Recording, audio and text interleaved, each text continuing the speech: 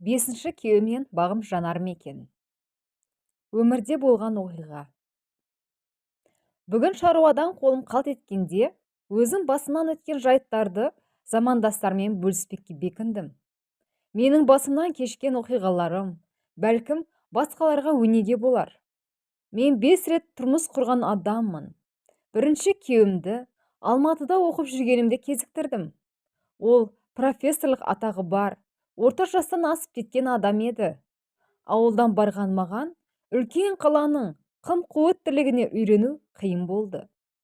Бастапқыда әлгі мұғалім мені кітаптар мен оқу материалдарын беруге өз үйіне шақырып жүрді. Өзім жетім өскен адаммын. Бір күні ол маған: "Мына даңғарадай үйде жалғыз тұрып жатырмын. Сені көптен танимын. Қызымдай болып кеттің.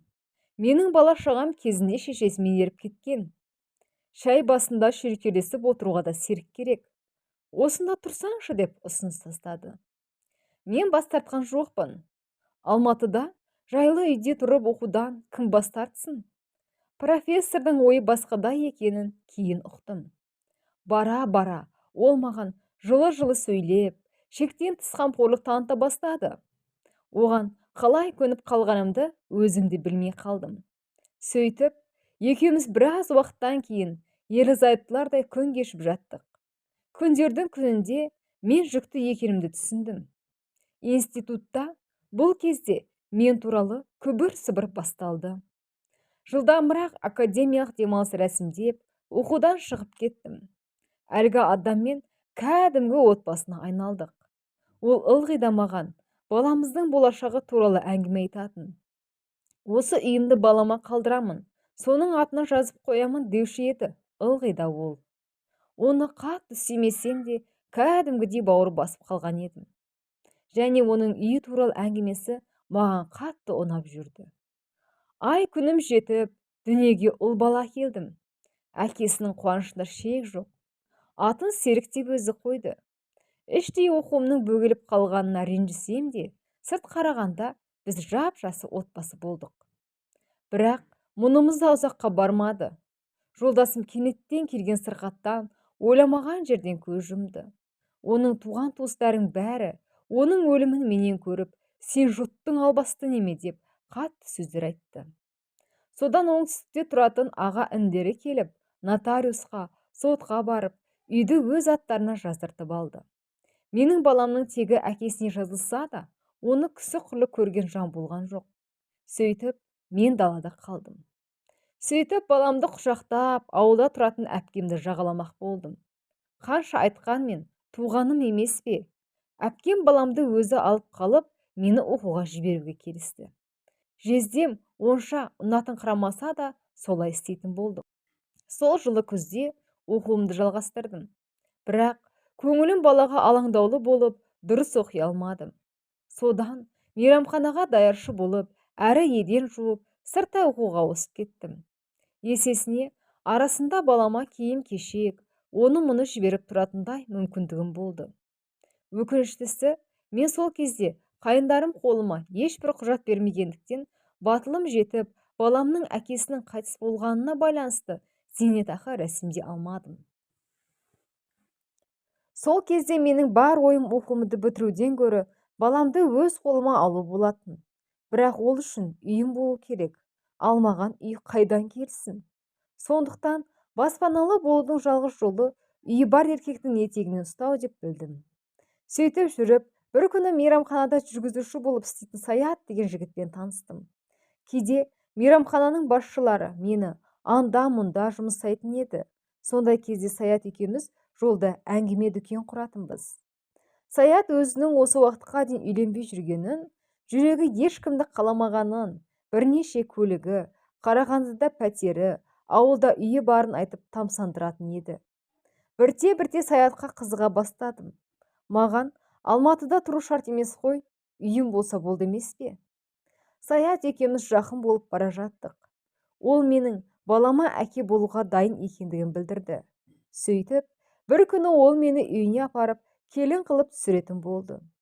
Ең алдымен туған босағамды көрсетейін. Сосын осында қайтып келіп, жұмысымызды реттеп, бәлкім Қарағандыда тұрармыз, бәлкім Ол пәтер мен ауылдағы үйді сатып, Алматыда тұрақтармыз.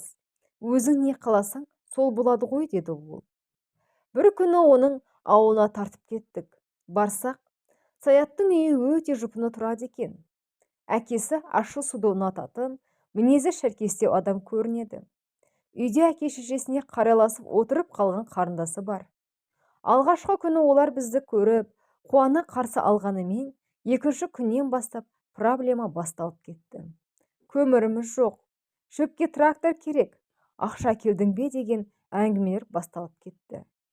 Оның үстіне қарындасы алған біраз несиесін жаба алмай отырған жайы бар. Қойшы, әйтеуір ырың-жырың әңгіме басталып кетті. Бастапқыда мен ауылға пойызбен келетінімізге таң қалып, машинам бар деп едің ғой, дегенімде, машинасын Саят ауылдағы інісі мініп кеткенін, қайтарда сонысымен қайтатынымызды ескерткен еді. Бірақ әкесі, көрші ауылдағы ағамның тойына да бара алмадым, көліктің реті болмаған соң деп отырды. Інісінің көлігі қайда сонда, деп ойлап қоямын. Мәселенің мәнісін кейін белгілі болды. Саятта үйде, пәтерде, түк те жоқ болып шықты. Тек әке-шешесінің жанында қалып, осы үйде тұруға болады, әрине. Машинам бар дегені де өтірік екен. Саяттың өмірінің өтіріктен құралғанын білгенімде төбемне жай түскендей болды. Қатты ренжідім. Оның өзі сезбестен, ойнап айта салғанмын деп ыржыңдайды. Алматыға келіп, жұмысымызды жайғастырып жаттық. Пәтер жалдап тұрамыз. Бірде әпкем баламды әкеліп, өзі осы жаққа келіп кетпекші болды. Қалада 2 күн болып қайтты олар. Осы кезде күйеуім балама жібі түзу киім әпере алмады. Тіпті ондай нәрсе миына кіріп шықпайды-ау деймін. Бұрынғы өтірігіне әлі де ішім жылымай жүрген. Содан қатты ыза болып, оған ескертпестен жұмысқа арыз беріп шықтым да кеттім. Үйден де киім-кешек заттарымды алып тайып тұрдым. Не істесем екен деп басым қатып жүргенде, саудамен айналысатын бір курстасым есіме түсті. Соны іздеп таптым. Ол мені сатушылыққа қабылдайтын болды. Аздап сауда-саттық жасай жүріп, тауарды көтерме бағамен қайдан алуға болатын үйреніп алдым. Сөйтіп 1 тиыннан 2 тиын құрап, ісім алға басты. Жылдам арада шотыма тәп-тәуір қаражат жиып үлгердім. Оқуым да бітеуге таяп қалған. Тыным таппай жұмыс істеп, диплом алуға дайындалдым. Арманым ел жаққа жылжып, сол жақтан өзіме, қалтама лайықты баспана алу. Осындай ой құшағында жүргенде, базардағы жүк тасушы Ернұр алдына шыға келді. Балқия, қарызға 5000 теңге бере тұршы, деді ол. Өңі сынық екен.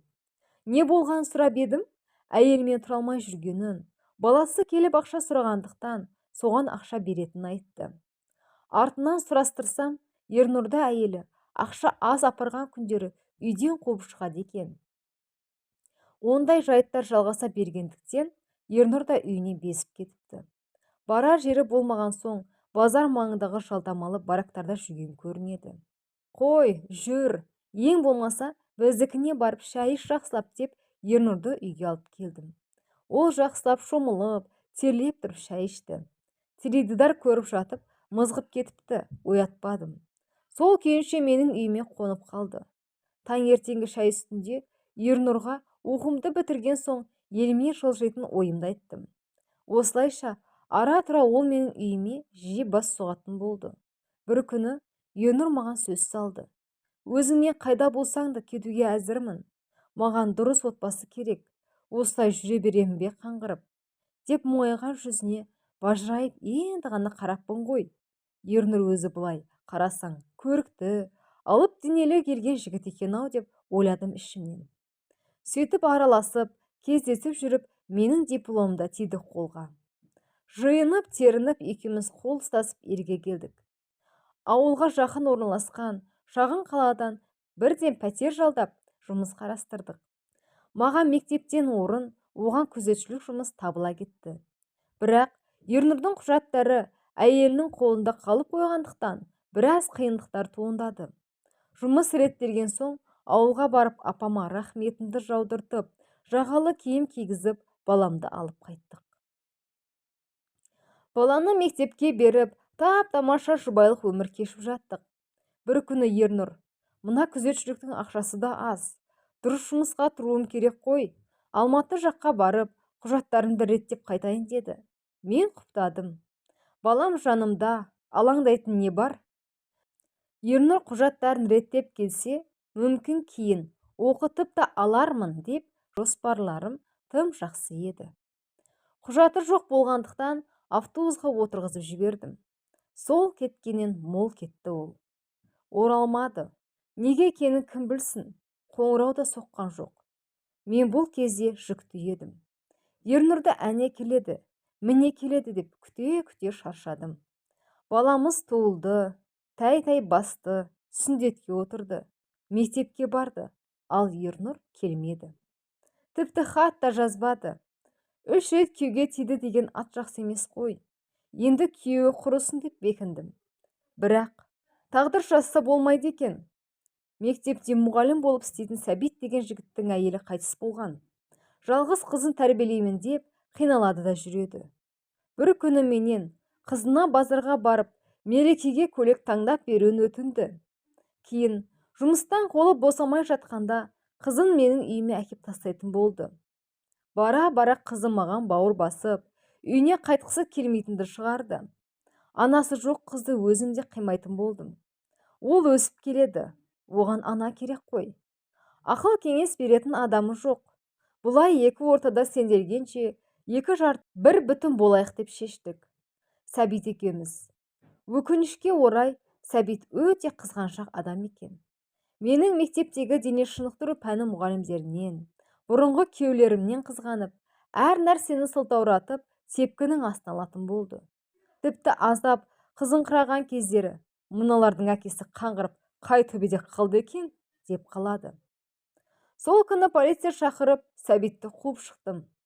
Бір мектепте жұмыс істесек те, қайтып сөйлеспейтін болдық. 5-ші күйеуге тимесем де болатын еді. Бірақ балаларымды мектепте толық емес отбасы, әкесі жетім деп тізімге жазатыным маған да, оларға да қиын тиіп, намыстанып жүрдім. Олардың да көздері жаутаңдап, әкесі бар балалардың алдында төменшіктеп қалатындай. Түрлі-түрлі мінез құлықтан жалыққаным ба, мен осы жолы айды аспанға шығарып, мешіттің иманына тұрмысқа шықтым. Дін жолындағы адам шектен шықпас деп ойлаймын. Ол бұрын үйленбеген адам. Әйтсе де, аузым күйіп қалғандықтан, одан бала көтермей жүрмін. Қазіргі тұрмысымыз жаман емес. Еш жиып, етек жапқан соң, үлкен ұлыма әкесінің өлгені туралы анықтама алғызып, жәрдемақы рәсімдеп алғанмын. Үйім бар, жұмысым бар. Күйеуім балаларыма дұрыс қарайды. Әйел 40 шырақты дейді ғой қазақ. Сол шырақтың бірі жанған болар деп тәубе етемін. Назарларыңызға рахмет. Өз ой пікірлеріңізді комментария бөлімінде жаза кетіңіздер.